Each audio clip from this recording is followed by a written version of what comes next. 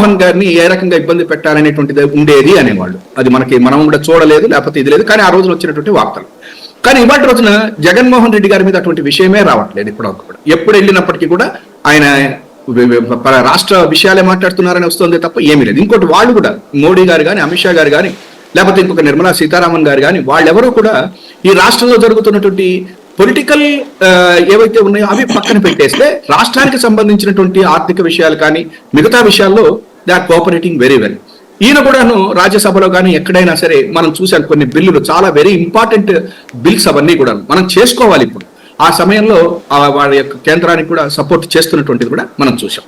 చివరిగా నేను చెప్పేది ఏంటంటే, నిన్న చంద్రబాబు నాయుడు గారు వెళ్ళారు, ఆయన ఏం ప్రెస్ మీట్ పెట్టలేదు. జనరల్ గా ఆయన ప్రెస్ మీట్ పెడతారు, ఫోటోలు తీయించుకుంటారు, ఇక్కడ ఉన్నటువంటి వీళ్ళు ఏమన్నా పెద్ద పెద్ద ఇవి కూడా పెడుతుంటారు.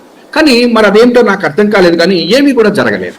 పోనీ ఇక్కడికి వచ్చిన తర్వాత మాత్రం నిన్న కొంతమందితోటి కూర్చుని, అది పచ్చపత్రిక మన వారాంత పలుకులు రాసింది ఏంటంటే, రాష్ట్ర ప్రయోజనాల కోసం వెళ్ళక తప్పట్లేదు, ఎన్డీఏ గవర్నమెంట్ వాళ్ళు అడుగుతున్నారు, కొంచెం స్ట్రెంథన్ చేయాలంటే మీలాంటి వాళ్ళు కావాలని అడుగుతున్నారు చెప్పారు.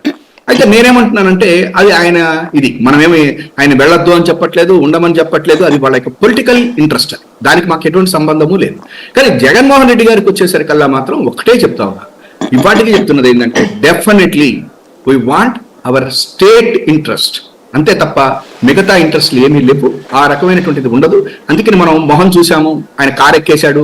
ఒక మాట సూటిగా చెప్పండి, తెలుగుదేశం పార్టీతో మీరు పొత్తు పెట్టుకోబాకండి, జనసేన మీరు కలిసి పోటీ చేయండి, అవసరమైతే రేపు ఎలక్షన్లు అయిపోయాక నేను గెలుస్తాను, మీకు మద్దతు ఇస్తాను అని ఏమి చెప్పి ఉండరా?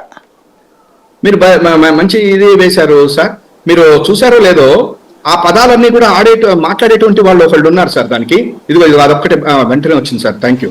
బీజేపీతో చేతులు కలపడం వల్ల తెలంగాణలో భారత రాష్ట్ర సమితికి కొంత నష్టం, కొంత లాభం ఉంటుంది, కానీ ఆంధ్రప్రదేశ్లో మాత్రం తెలుగుదేశం పార్టీకి నష్టమే ఉంటుంది. అయితే జగన్ అధికార దుర్వినియోగాన్ని ఎదుర్కొని ఎన్నికలు సజావుగా జరిగే ప్రజాభిప్రాయం ప్రతిబింబించాలంటే బీజేపీ సహకారం తెలుగుదేశం పార్టీకి అవసరం. అయితే అదే సమయంలో బీజేపీపై ప్రజల్లో తీవ్ర వ్యతిరేకత ఉంది. రాయలసీమలో ముస్లిం మైనారిటీలు అధికంగా ఉన్నారు. ఈ కారణంగా రాయలసీమకు చెందిన తెలుగుదేశం నాయకులు బీజేపీతో పొత్తు ప్రతిపాదన తీవ్రంగా వ్యతిరేకిస్తున్నారు. అయితే ఇదివరకే పొత్తు ప్రకటన చేసిన జనసేనాని పవన్ కళ్యాణ్ కూడా బీజేపీ విషయంలో సానుకూలంగా ఉన్నారు. దీంతో తెలుగుదేశం నాయకత్వం ఎటు తేల్చుకోలేని స్థితిలో ఉంది. బీజేపీతో చేతులు కలిపితే జగన్ కు మేలు చేసినట్టే అన్న అభిప్రాయం ఉన్నందున మొత్తం పరిస్థితిని బీజేపీ పెద్దలకు వివరించి పొత్తు కోసం ఒత్తిడి తేవద్దని, ఎన్నికల అనంతరం ఎన్డీఏలో చేరతామని నచ్చజెప్పడానికి తెలుగుదేశం జనసేన తరపున ప్రయత్నాలు జరుగుతున్నాయి. ఇదండి మన పచ్చపత్రిక వారాంత పలుకులు రాసుకున్నాడు.